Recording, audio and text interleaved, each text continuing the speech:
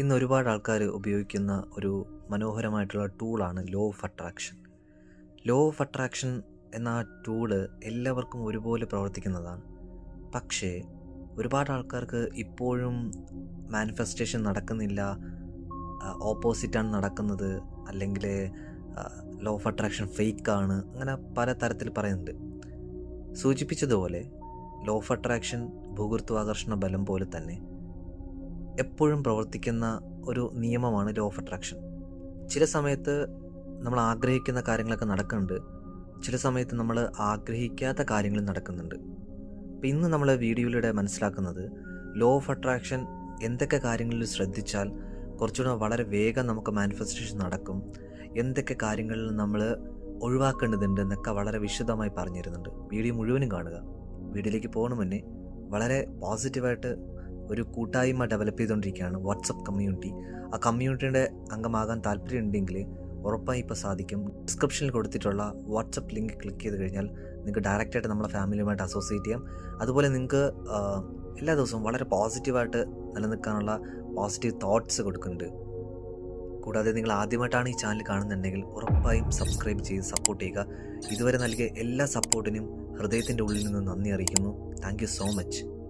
നമ്മൾ മനസ്സിലാക്കേണ്ടത്, നമ്മൾ എല്ലാ ആൾക്കാരും കോമൺലി മിസ്റ്റേക്ക് നടത്തുന്ന ഒരു ഭാഗമാണ് മിസ് അലൈൻമെൻറ്റ് എന്ന് പറയുന്നത്. അതായത് 3 കാര്യങ്ങളിൽ നമ്മൾ വളരെയധികം ശ്രദ്ധിക്കേണ്ടതുണ്ട്. അത് അലൈൻഡ് അല്ല എങ്കിൽ നമ്മൾ ആഗ്രഹിക്കുന്ന കാര്യങ്ങൾ അത് അട്രാക്റ്റ് ചെയ്യാനായിട്ട് ചിലപ്പോൾ വൈകും, ചിലപ്പോൾ നമ്മളത് ഓപ്പോസിറ്റ് ആയിരിക്കും നമ്മൾ ലഭിക്കുന്നത്, ചിലപ്പോൾ നടക്കത്തുമില്ല. ഈ പറയുന്ന 3 കാര്യങ്ങൾ മനസ്സിലാക്കുക. അതിലേത് ഭാഗത്താണ് നിങ്ങൾക്ക് തെറ്റ് വരുന്നിട്ടുള്ളത്, അല്ലെങ്കിൽ ഏത് ഭാഗത്താണ് നിങ്ങൾക്ക് കുറച്ചും കൂടെ ക്ലാരിറ്റി വരുത്തേണ്ടത്, അത് ക്ലാരിറ്റി കൊണ്ടുവരിക. ഫസ്റ്റ്, നമ്മുടെ ചിന്തകൾ, നമ്മൾ കൊടുക്കുന്ന വികാരങ്ങൾ, ഫീലിങ്സ്, അതുപോലെ നമ്മുടെ ആക്ഷൻസ്. നമുക്കറിയാം, നമ്മളൊരു കാര്യം ചിന്തകളിലൂടെ കൊണ്ടുവരുമ്പോൾ, ഒരു കാര്യത്തെക്കുറിച്ച് നന്നായിട്ട് ചിന്തിക്കുമ്പോൾ അതിനനുസരിച്ചുള്ള ഫീലിങ്സ് നമുക്കുണ്ടാവും, റൈറ്റ്? ആ ഫീലിങ്സിനനുസരിച്ചായിരിക്കും നമ്മൾ ആക്ഷൻസ് എടുക്കുന്നത്. ഒന്നുകൂടി സൂചിപ്പിക്കുന്നു, നമുക്ക് ഏതെങ്കിലും തരത്തിൽ എന്തെങ്കിലും ഒരു കാര്യത്തെക്കുറിച്ച് ചിന്തിക്കുമ്പോൾ ഓട്ടോമാറ്റിക്കായിട്ട് ഫീലിങ്സ് ഉണ്ടാവും. ആ ഫീലിങ്സിനനുസരിച്ചായിരിക്കും നമ്മൾ ആക്ഷൻസ് എടുക്കുന്നത്. ആ ഫീലിങ്സ് ആണ് നമ്മൾ ആക്ഷനിലേക്ക് കുറച്ചും കൂടെ ആഴത്തിലേക്ക് എടുക്കാനായിട്ട് നമുക്ക് തോന്നിപ്പിക്കുന്നത്.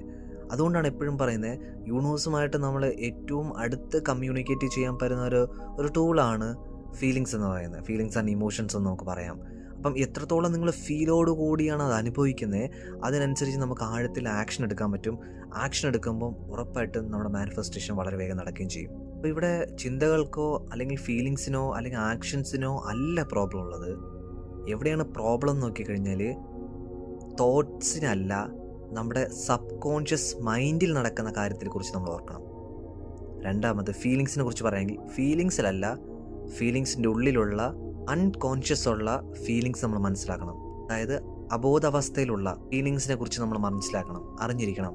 ആക്ഷനെ കുറിച്ച് പറയണമെങ്കിലോ നമ്മുടെ തോട്ട്സിനും ഫീലിങ്സിനും ഓപ്പോസിറ്റ് ആയിട്ടുള്ള രീതിയിൽ വൃത്തക്കേടിൽ വരുന്ന ആക്ഷൻസ് അല്ലെങ്കിൽ പ്രവർത്തനത്തിൻ്റെ ഭാഗമായിട്ടാണ് നടക്കുന്നത്. ഇനി നമുക്കിത് കീറി പരിശോധിക്കാം എന്താ സംഭവിക്കുന്നതെന്ന്. ഇപ്പം നമുക്ക് നോക്കുകയാണെങ്കിൽ അബണ്ടൻസ്, സമ്പദ് സമൃദ്ധി ആകർഷിക്കാനുള്ള കാര്യത്തെക്കുറിച്ചാണ് മാനിഫെസ്റ്റ് ചെയ്യാൻ നമ്മൾ ആഗ്രഹിക്കുന്നുണ്ടെങ്കിൽ പ്രോബബലി നമ്മൾ എന്ത് ചെയ്യും, യൂട്യൂബിൽ കയറും, അല്ലെങ്കിൽ നമ്മൾ കുറേ അഫർമേഷൻസ് എഴുതും, അല്ലെങ്കിൽ യൂട്യൂബ് കയറി അഫർമേഷൻസ് എന്താണെന്ന് നോക്കും, അഫർമേഷൻസ് നമ്മൾ കേൾക്കും. 10 മിനിറ്റോളം ഉണ്ടാവും.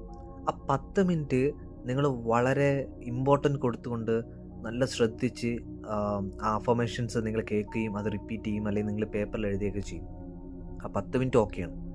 പക്ഷേ അതെല്ലാം കഴിഞ്ഞ് നമ്മൾ ഡേ സെഷനിലേക്ക്, നമ്മുടെ കാര്യങ്ങളിലേക്ക് ഇറങ്ങി ചെല്ലുമ്പോൾ, അല്ലെങ്കിൽ നമ്മൾ എവിടെയെങ്കിലും ഒരു സൂപ്പർ മാർക്കറ്റിലോ അല്ലെങ്കിൽ നമ്മൾ കടകളിലോ എവിടെയെങ്കിലും പോയി സാധനം വാങ്ങുമ്പോൾ, എന്തെങ്കിലും ഒരു സാധനം വാങ്ങാൻ നിങ്ങൾ പോയിട്ടുണ്ടാവും. അപ്പോൾ സാധനങ്ങളൊക്കെ നോക്കി നിങ്ങൾക്ക് ഇഷ്ടപ്പെട്ട ഒരു എന്തെങ്കിലും ഒരു സംഭവം എടുത്തു കഴിഞ്ഞാൽ അതിൻ്റെ വിലയൊക്കെ നോക്കി, ഇച്ചിരി വില കൂടുതലാണല്ലോ ഇത്, വേറെ വില കുറഞ്ഞ ഏതെങ്കിലും ഒന്ന് നോക്കി നോക്കാം. രാവിലെ അഫർമേഷൻസ് ഒക്കെ ചെയ്തത് എന്താ, I'm rich, I'm great, I'm a money magnet, എനിക്കിപ്പോൾ ധാരാളം പണമുണ്ട്, ഞാൻ സമ്പദ് സമൃദ്ധിയിൽ ജീവിക്കുകയാണ്. ആ തരത്തിലുള്ള ശക്തമായുള്ള അഫർമേഷൻസ് കൊടുത്തതാണ് നമ്മൾ രാവിലെ. പക്ഷേ ഡേ സെഷനിലേക്ക് നമ്മൾ സാധനങ്ങൾ വാങ്ങാൻ വന്നപ്പോഴോ ഉടനെ നമ്മുടെ സബ് കോൺഷ്യസ് മൈൻഡിലെ ഉള്ളിലുള്ള തോട്ട് പുറത്തേക്ക് വന്നു. എന്താ, എനിക്ക് പണമില്ല, അതുകൊണ്ട് വില കുറഞ്ഞ സാധനങ്ങൾ എന്തെങ്കിലും വാങ്ങാം. ഇവിടെ ഞാൻ എപ്പോഴും പറയാറുണ്ട്, ഉയർന്ന ചിന്താഗതിയും ബാലൻസ് ഞാൻ പറയുന്നില്ല.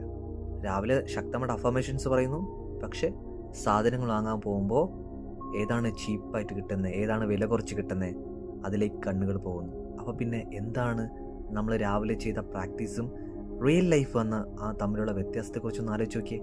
എന്ത് ഗുണമുണ്ട്? അപ്പോൾ മനസ്സിലാക്കേണ്ട, നമ്മൾ വെറുതെ അഫർമേഷനിൽ മാത്രം വർക്കൗട്ട് ചെയ്താൽ പറ്റത്തില്ല. അപ്പം നമ്മുടെ മൈൻഡ് പ്രോഗ്രാമിങ് മാറ്റണം. ഓൾറെഡി നമ്മുടെ സബ് കോൺഷ്യസ് മൈൻഡിൽ ഒരുപാട് തരത്തിൽ നെഗറ്റീവായിട്ടുള്ള ബിലീഫ് സിസ്റ്റം ക്രിയേറ്റ് ചെയ്തിട്ടുണ്ട്. സോ അതിനൊക്കെ ക്ലെൻസ് ചെയ്ത് അതിൽ നിന്നൊക്കെ മാറ്റി, അല്ലെങ്കിൽ സബ് കോൺഷ്യസ് മൈൻഡിനെ റീപ്രോഗ്രാം ചെയ്തിട്ട് വേണം നമുക്ക് എന്ത് ചെയ്യാൻ പറ്റുന്നത്, ഈ തരത്തിലുള്ള അഫർമേഷൻസ് കൊടുത്തു കഴിഞ്ഞാൽ വളരെ വേഗം തന്നെ നമുക്ക് റിസൾട്ട് കിട്ടും. ബട്ട് അല്ലാതെയാണ് നമ്മൾ ചെയ്യേണ്ടതിലോ കാര്യമില്ല. അതുപോലെ രണ്ടാമത്തെ പാർട്ടാണ് അൺകോൺഷ്യസ് ഫീലിംഗ് എന്ന് പറയുന്നത്. രാവിലെ നമ്മൾ ഉറക്കമണിക്കും, നമ്മൾ ഗ്രാറ്റിറ്റ്യൂഡ് പ്രാക്ടീസ് ചെയ്യും. ഐം ലവ്, ഐം ഗ്രേറ്റ്, എനിക്ക് നന്നായിട്ട് സ്നേഹിക്കാൻ പറ്റുന്നു, ഞാൻ സ്നേഹമാകുന്ന ഒരു കാന്തമായി മാറുന്നു, അതുപോലെ എനിക്കിപ്പോൾ എന്താണോ ഉള്ളത് അതിൽ ഞാൻ അത്രത്തോളം ഗ്രേറ്റ്ഫുൾ ആകുന്നു, ലഭിച്ച എല്ലാത്തിനും അനുഗ്രഹം പറയുന്നു. രാവിലെ അഫർമേഷൻ എല്ലാം പറയുന്നു.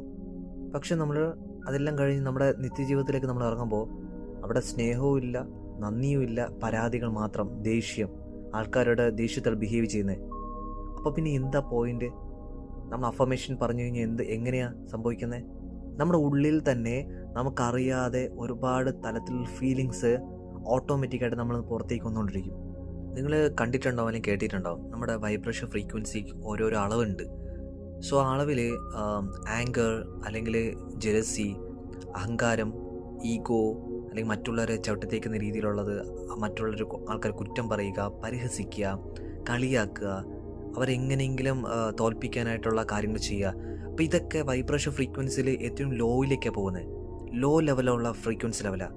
സോ അപ്പോൾ ഓട്ടോമാറ്റിക്കായിട്ട് മാനിഫെസ്റ്റ് ചെയ്യുന്ന ഒരു വ്യക്തിക്ക് ആ തരത്തിലുള്ള ഫീലിങ്സാണ് ഉള്ളിലുണ്ടാവുന്നത്. അപ്പം അതിനനുസരിച്ച് അദ്ദേഹത്തിൻ്റെ ചുറ്റും സംഭവിക്കുന്നത് ആ തരത്തിലുള്ള വൈബ്രേഷൻ ഫ്രീക്വൻസി ആയിരിക്കും പുറത്തേക്ക് കൊടുക്കുന്നത്. ഒരേ തരത്തിലുള്ള ഫ്രീക്വൻസി വസ്തുക്കളെല്ലാം ഒരുമിച്ചിരിക്കുന്ന അട്രാക്റ്റ് ചെയ്യുന്നു എന്ന് പറയുന്ന പോലെ ആ വ്യക്തിയിലേക്ക് വരുന്നത് മൊത്തം അദ്ദേഹം ആഗ്രഹിക്കുന്നത് ഒരു തലങ്ങൾ, ലഭിക്കുന്നത് അതിൻ്റെ ഓപ്പോസിറ്റ് തലങ്ങളിലായിരിക്കും. അപ്പോൾ ഇതിൽ നിന്ന് നമുക്ക് റിക്കവറി ചെയ്യാൻ പറ്റുന്ന ഏറ്റവും ബ്യൂട്ടിഫുൾ ആയിട്ടുള്ള ഒരു പരിശീലനമാണ് അല്ലെങ്കിൽ പ്രാക്ടീസാണ് പ്രസൻസ് ഓഫ് മൈൻഡ്, അല്ലെങ്കിൽ മെഡിറ്റേഷൻ എന്ന് നമുക്ക് പറയാം. ധ്യാനത്തിലിരിക്കുക. അതായത് ഏറ്റവും കൂടുതൽ നമുക്ക് ഫോക്കസ് ചെയ്യേണ്ടത് പാസ്റ്റിലോ ഫ്യൂച്ചറിലോ അല്ല. നമ്മൾ ഏറ്റവും കൂടുതൽ ഫോക്കസ് ചെയ്യേണ്ടത്, അല്ലെങ്കിൽ ഏറ്റവും കൂടുതൽ മാത്രമല്ല, എപ്പോഴും ഫോക്കസ് ചെയ്യേണ്ടതെന്ന് വെച്ചാൽ പ്രസൻറ്റ് മൊമെൻ്റാണ്. ഈ നിമിഷം. ഈ നിമിഷത്തിൽ നിങ്ങൾ എത്രമാത്രം സന്തോഷത്തിലാണോ, എത്രമാത്രം ഹാപ്പിനെസ് കണ്ടെത്തുന്നോ, എത്രമാത്രം ഗ്രേറ്റ്ഫുൾ ആണോ, എത്രമാത്രം മൈൻഡ്ഫുൾനെസ് വരുന്നുണ്ടോ, അതിനനുസരിച്ചായിരിക്കും നമുക്ക് ഈ പറയുന്ന ഫീലിങ്സിലായാലും തോട്ട് ലെവലിലായാലും ചേഞ്ചസ് കൊണ്ടുവരാൻ പറ്റത്തുള്ളൂ. ചിലപ്പോൾ ചില ആൾക്കാർക്ക് മെഡിറ്റേഷൻ എന്ന് പറയുമ്പോൾ, അയ്യോ മെഡിറ്റേഷൻ, എന്താണ് മെഡിറ്റേഷൻ, എനിക്ക് അറിയത്തില്ലല്ലോ, എങ്ങനെയാണ് മെഡിറ്റേഷൻ ചെയ്യണം, മെഡിറ്റേഷൻ ചെയ്ത് ഞാൻ തെറ്റിക്കഴിഞ്ഞ് എന്ത് ചെയ്യും? അങ്ങനെയൊന്നും വേണ്ട. ജസ്റ്റ് നിങ്ങളുടെ ശ്വാസത്തിൽ മാത്രം ശ്രദ്ധിച്ചാൽ മതി. ഒരു 3, 4, 5 മിനിറ്റ് ഇൻഹേൽ എടുക്കുന്നു, അതായത് ശ്രദ്ധിച്ചാൽ മതി. എങ്ങനെയാ? ശ്വാസം ഉള്ളിലേക്ക് എടുക്കുമ്പം ശ്രദ്ധിക്കുക, ശ്വാസം പുറത്തേക്ക് വിടുമ്പോൾ ശ്രദ്ധിക്കുക. ഇത് തന്നെ റിപ്പീറ്റ് ചെയ്താൽ മതി. ശ്വാസത്തിൽ ശ്രദ്ധിക്കുമ്പോൾ പോലും നമ്മുടെ ചിന്തകൾ നമുക്ക് കൺട്രോൾ ചെയ്യാൻ പറ്റും, നമ്മുടെ ഉള്ളിലേക്ക് നമ്മൾ കറങ്ങാൻ പറ്റും. ഈ മൂന്നാമത്തെ തലങ്ങളിലേക്ക് നമ്മൾ നോക്കുകയാണെങ്കിൽ ആക്ഷനെ കുറിച്ചാണ് സൂചിപ്പിച്ചത്. അതായത് പൊരുത്തപ്പെടാത്ത രീതിയിലുള്ള ആക്ഷൻസ് എടുക്കുന്നത്. ഒന്നാമത്തെ മെയിൻ കാരണം എന്ന് വെച്ച് കഴിഞ്ഞാൽ ലോ ഓഫ് അട്രാക്ഷൻ എല്ലാ ആൾക്കാരും വിചാരിക്കുന്നത് കുറേ അഫർമേഷനും കുറേ വിഷ്വലൈസേഷനും കുറേ മാനിഫെസ്റ്റേഷൻ ടെക്നിക്സ് ഒക്കെ ചെയ്തു കഴിഞ്ഞാൽ ഞാൻ ആഗ്രഹിക്കുന്ന കാര്യങ്ങളൊക്കെ ഇങ്ങ് പോരുമെന്ന്. ഒരിക്കലുമല്ല. ലോ ഓഫ് ആക്ഷനിലൂടെ മാത്രമാണ് സംഭവിക്കുന്നത്. അങ്ങനെയാണെങ്കിൽ എങ്ങനെ സംഭവിച്ചാൽ നമ്മൾ കൃത്യമായിട്ടും നമ്മുടെ ഗോളിനനുസരിച്ച് അല്ലെങ്കിൽ നമ്മുടെ മാനിഫെസ്റ്റേഷൻ വേണ്ടിയിട്ടുള്ള കാര്യങ്ങൾ പ്രവർത്തനമെടുക്കുക അല്ലെങ്കിൽ പ്രവൃത്തി ചെയ്യുക എന്നതാണ്. നിങ്ങളോട് തന്നെ ചോദിച്ചു നോക്കിയേ, എല്ലാ ദിവസവും നിങ്ങളുടെ ഗോളിന് വേണ്ടി, നിങ്ങളുടെ ലക്ഷ്യങ്ങൾക്ക് വേണ്ടി, നിങ്ങളുടെ ലക്ഷ്യങ്ങൾ സ്വന്തമാക്കാൻ വേണ്ടിയിട്ട് ആക്ഷൻസ് എടുക്കുന്നുണ്ടോ ഇല്ലയോ? സ്വയം ചോദിച്ചു നോക്കിയേ. അപ്പോൾ നമ്മൾ ആഗ്രഹിച്ച പോലെ നമ്മുടെ മാനിഫെസ്റ്റേഷൻ എങ്ങനെ ആക്ഷനിലൂടെ നടക്കുമെന്ന് ചോദിച്ചാൽ, ലോ ഓഫ് അട്രാക്ഷൻ നമ്മൾ ഉപയോഗിക്കുന്നത് നമ്മുടെ മുന്നിലേക്ക് ഓപ്പർച്യൂണിറ്റീസ്, അവസരങ്ങളെ കാണിച്ചു തരാൻ വേണ്ടിയിട്ടാണ് നമ്മൾ മാനിഫെസ്റ്റേഷൻ വേണ്ടിയിട്ട് അല്ലെങ്കിൽ ലോ ഓഫ് അട്രാക്ഷൻ നമ്മൾ കറക്റ്റായിട്ട് യൂസ് ചെയ്യുന്നത്. അത് എങ്ങനെയാണെന്ന് ചോദിച്ചു കഴിഞ്ഞാൽ, ആ ഓപ്പർച്യൂണിറ്റീസ് നമ്മൾ മുന്നിൽ വരുമ്പോൾ അത് നമ്മൾ ഫിസിക്കലി അതിനുവേണ്ടി വർക്ക് ചെയ്യണം. ഫിസിക്കലി അതിനുവേണ്ടി വർക്ക് ചെയ്യുമ്പം നമ്മുടെ മാനിഫെസ്റ്റേഷൻ, നമ്മുടെ ആഗ്രഹം എന്താണ്, വളരെ വേഗം നമ്മൾ അട്രാക്റ്റ് ആവും. അല്ലെ, എനിക്ക് പറഞ്ഞുതരാൻ പറ്റുന്ന ഒരു പ്രധാനപ്പെട്ട ഒരു കാര്യം എന്ന് വെച്ച് കഴിഞ്ഞാൽ, നമുക്ക് സ്വയം അതിൽ നിന്നും ഈ കാര്യങ്ങളൊക്കെ കണ്ടെത്താനായിട്ട് സാധിക്കുന്നില്ല. മാനിഫെസ്റ്റേഷൻ കറക്റ്റായിട്ട് വർക്കൗട്ട് ആവുന്നില്ല, അല്ലെങ്കിൽ കറക്റ്റ് വേ മനസ്സിലാവുന്നില്ല, ഒരു ഫോളോ അപ്പ് കറക്റ്റായിട്ട് കിട്ടുന്നില്ല. അങ്ങനെയാണെങ്കിൽ ഉറപ്പായിട്ടും ഒരു കോച്ചിനെ കണ്ടെത്തുക. ഒരു കോച്ചിൻ്റെ സഹായത്തോടു കൂടി എൻ്റെ ഗോൾ ഇതാണ്, എൻ്റെ ഗോൾ ഇങ്ങനെയാണ്, അല്ലെങ്കിൽ എൻ്റെ ഗോളിലേക്ക് എനിക്ക് എത്താൻ പറ്റുന്നില്ല, എൻ്റെ ഗോൾ എന്താണെന്ന് എനിക്ക് ഐഡൻറ്റിഫൈ ചെയ്യാൻ പറ്റുന്നില്ല. സോ ആ കോച്ചിനോട് ചോദിക്കുക. കോച്ചിനോട് ചോദിച്ച് എന്താ ചെയ്യേണ്ടത് അതിനനുസരിച്ച് കാര്യങ്ങൾ വർക്കൗട്ട് ചെയ്ത് പോവുക. മിക്ക ആൾക്കാരും പറയാമെന്ന് കേട്ടിട്ടുണ്ട്, പഠിച്ച 18 ഞാൻ ചെയ്തു നോക്കി, ഇനി ലോ ഓഫ് അട്രാക്ഷനിൽ ഒരു ടെക്നിക്കും ചെയ്യാനില്ല, എല്ലാം ചെയ്തു, പക്ഷേ ഞാൻ ആഗ്രഹിക്കുന്ന കാര്യം എന്നിലേക്ക് വരുന്നില്ല. ഇത് ലോ ഓഫ് അട്രാക്ഷൻ ഫേക്കാണ്, അല്ലെങ്കിൽ മാനിഫെസ്റ്റേഷൻസ് ഫേക്കാണ്. ഞാൻ വിചാരിച്ച എനിക്ക് മാത്രം സാധനങ്ങൾ കിട്ടുന്നില്ല, അല്ലെങ്കിൽ ലോ ഓഫ് അട്രാക്ഷൻ എനിക്ക് മാത്രമാണ് വർക്കൗട്ട് ആവാതെ. ഞാൻ പറയും, നിങ്ങളെല്ലാം ചെയ്തിട്ടില്ല, അല്ലെങ്കിൽ ചെയ്തതോ ശരിയായ രീതിയിലല്ല ചെയ്തിട്ടുള്ളത്. അപ്പം ഓരോന്നിനും ഓരോൻ്റെതായ രീതിയുണ്ട്. അതിനനുസരിച്ച് പോയാൽ മാത്രമേ അത് കറക്റ്റായിട്ട് ആവത്തുള്ളൂ, റൈറ്റ്? ഒരു വാഷിംഗ് മെഷീൻ വർക്കൗട്ട് ആവണമെങ്കിൽ അത് എങ്ങനെ വർക്കൗട്ട് ആവണമെങ്കിൽ കൃത്യമായിട്ട് യൂസർ മാനുവൽ കൊടുത്തിട്ടുണ്ട്. ആ യൂസർ മാനുവൽ നോക്കിയാണ് നമ്മൾ കാര്യങ്ങളൊക്കെ ചെയ്യേണ്ടത്. അല്ല, യൂസർ മാനുവലിൻ്റെ എനിക്ക് ആവശ്യമൊന്നുമില്ല, എനിക്ക് ചെയ്യാൻ അറിയാമെന്നൊക്കെ പറഞ്ഞ് നമ്മൾ എന്തെങ്കിലുമൊക്കെ കാര്യങ്ങൾ ചെയ്താലോ അത് വർക്കാവില്ല. ശരിയല്ലേ? ഈ വീഡിയോയിൽ നിന്ന് നിങ്ങൾക്ക് ലോ ഓഫ് അട്രാക്ഷൻ അല്ലെങ്കിൽ മാനിഫെസ്റ്റേഷൻ എങ്ങനെയാണ് വർക്കൗട്ട് ആക്കേണ്ടതെന്നും കുറച്ചുകൂടെ ഡീപ്പർ ലെവലിലേക്ക് മനസ്സിലായിട്ടുണ്ട് എന്ന് വിശ്വസിക്കുന്നു. ഇനിയും എന്തെങ്കിലും ഡൗട്ട് ഉണ്ടെങ്കിൽ ഉറപ്പായി നമ്മുടെ കമ്മ്യൂണിറ്റി യൂസ് ചെയ്യുക. വാട്സപ്പ് കമ്മ്യൂണിറ്റി വളരെ പോസിറ്റീവായിട്ട് ഫാമിലി ഡെവലപ്പ് ചെയ്തുകൊണ്ടിരിക്കുകയാണ്.